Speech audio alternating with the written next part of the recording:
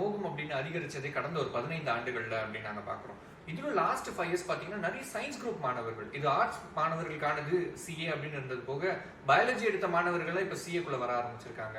இந்த மோகம் அதிகரிக்க என்ன சார் காரணம்? இது நம்ம 2 வகையில எடுத்துக்கலாம். ஒண்ணு வந்து இந்த படிப்பை முடித்த பிறகு கிடைக்கிற வேலை வாய்ப்புகள்.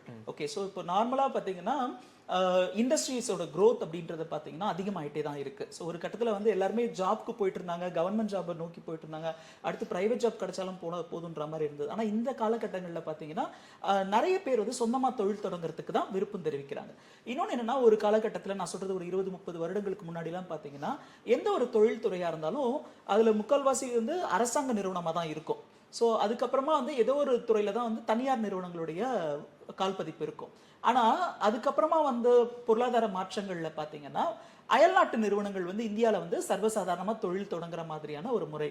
அது இல்லாம தனியார் நிறுவனங்களும் வந்து எல்லா துறைகளிலும் கால் பதிக்க முடியும் அப்படின்ற மாதிரியான ஒரு நிலை வந்து இந்த கடந்த 20-30 வருடங்களா இருக்கு. அப்ப என்ன ஆகுதுன்னா, தொழில் துறையில வந்து வேலை வாய்ப்புகள் அதிகமா இருக்கு. ஒவ்வொரு தொழில் துறையினுடைய வளர்ச்சியுமே வந்து இந்த சிஏ சிஎம்ஏ படித்தவர்களுக்கான வளர்ச்சி அப்படின்னே சொல்லலாம்.